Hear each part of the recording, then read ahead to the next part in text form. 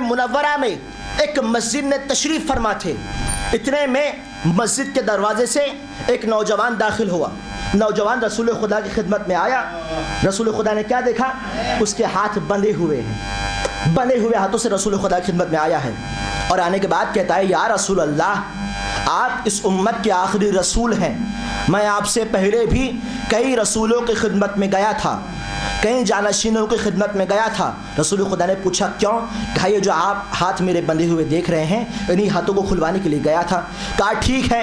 اب تاریخ بیان کرتی ہے جب وہ یہ باتیں رسول خدا سے کر رہا تھا, اتنے میں تاریخ نے دیکھا کہ ایک نورانی شخص مسجد کے دروازے سے داخل ہو رہا ہے اور اس کے نور سے پوری مسجد روشن ہو گئی ہے. پر جیسے اس شخص نے اس نورانی ذات کو اندر آتے ہوئے دیکھا, فوراً رسول خدا کے پیچھے چھپ گیا.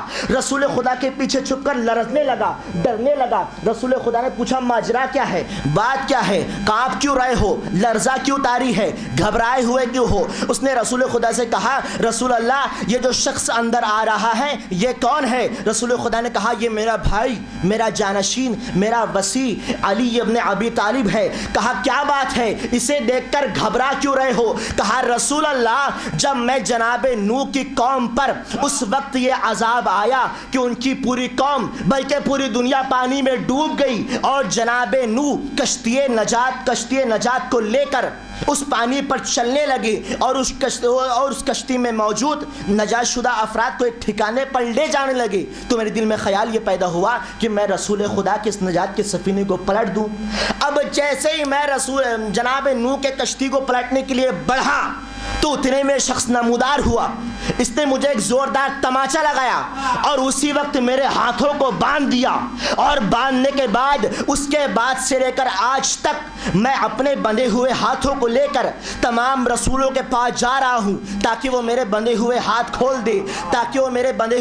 کھول دے, مگر کسی کے اندر اتنی طاقت نہ ہوئی کہ میرے بندھے ہوئے ہاتھوں کو کھول دے. یا رسول اللہ اب آپ ہی میرا ذریعہ ہے, ان بندھے ہوئے ہاتھوں کو کھول دیجئے. بس رسول خدا نے کہا کہ لا الہ الا اللہ محمد الرسول اللہ علی ولی اللہ. بس جیسی اس نے کہا اس کے بندھے ہوئے ہاتھ کھل گئے. بس میری زبان سے فوراً جملہ نکلا, اما میرے مولا کی ذات وہ ذات ہے جو چاہے تو شیطان سے خدا کی وحدانیت کا دعویٰ کرا سکتا ہے.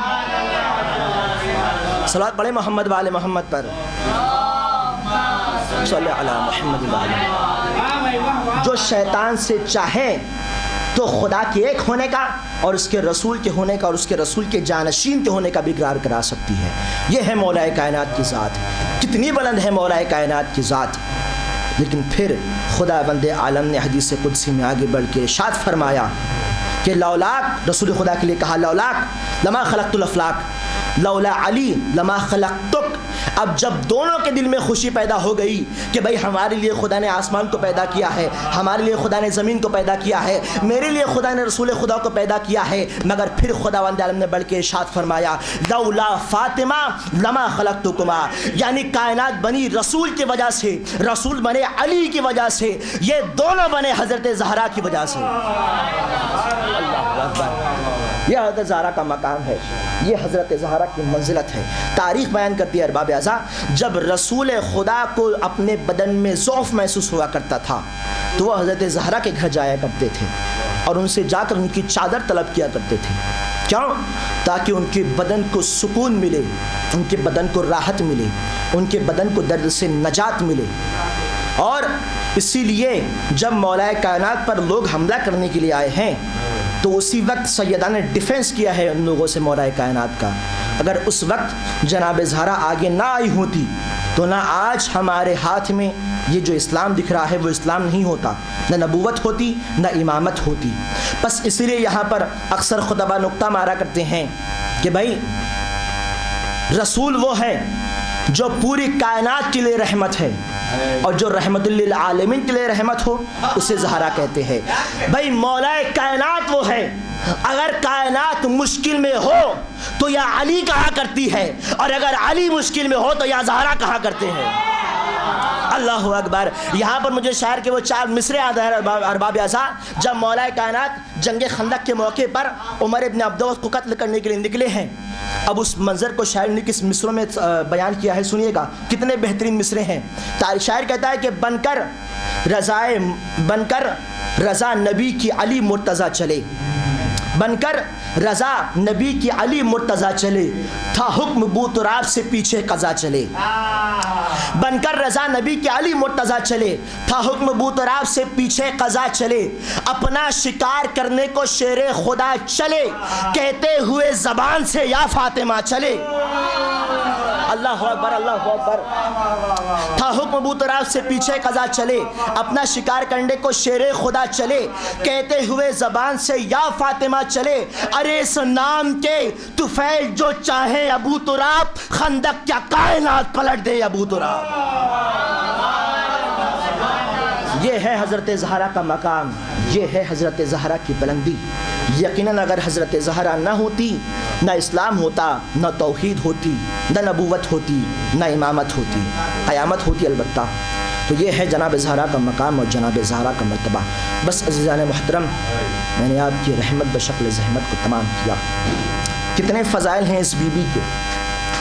وہ بی بی ہے جو اپنی باپ کی ماں ہے, اور وہ بی بی ہے جس نے رحمت للعالمین پر رحمت برسائی ہے. وہ ذات مقدسہ ہے کہ جس نے مولا کائنات کی مشکل کشائی کی. جتنے فضائل اس بی بی کے ہیں ارباب اعضاء, اس سے کہیں زیادہ ستم اس بی بی پر ڈھائے گئے. ذرا آپ تصور تو کریں ارباب اعضاء. بھائی جب ایک ڈاکٹر سے پوچھا گیا کہ پسلی کے ٹوٹنے کا درد کیا ہوتا ہے, تو اس نے کہا کہ انسان کے لیے ایک ایک سانس لینا دشوار ہے. ذرا تصور کریں اس بات کو. جب سیدہ کے در پر لوگ آئے ہیں تاکہ مولا کائنات کو بیعت کے لیے لے جائے, تو سیدہ دروازے کے پیچھے آ کر کہنے لگی, لوگوں نے کہا نا کہ ابوالحسن کو باہر نکالو ورنہ ہم اس در پر آگ لگا دیں گے. تب سیدہ نے کیا کہا کہ کیا تم اس در پر آگ لگا دو گے؟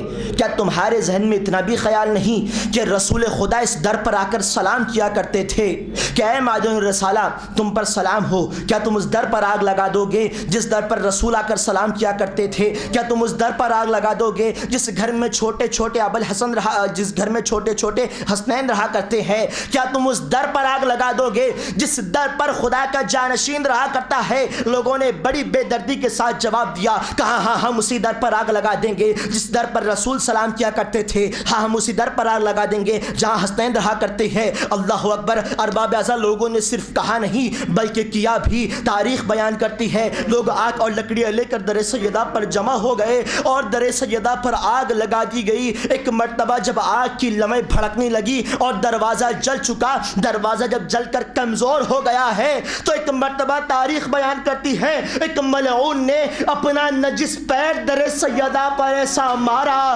ارے رسول کی بیٹی دروازے کے پیچھے تھی, اس بات کا بھی خیال نہ کیا گیا.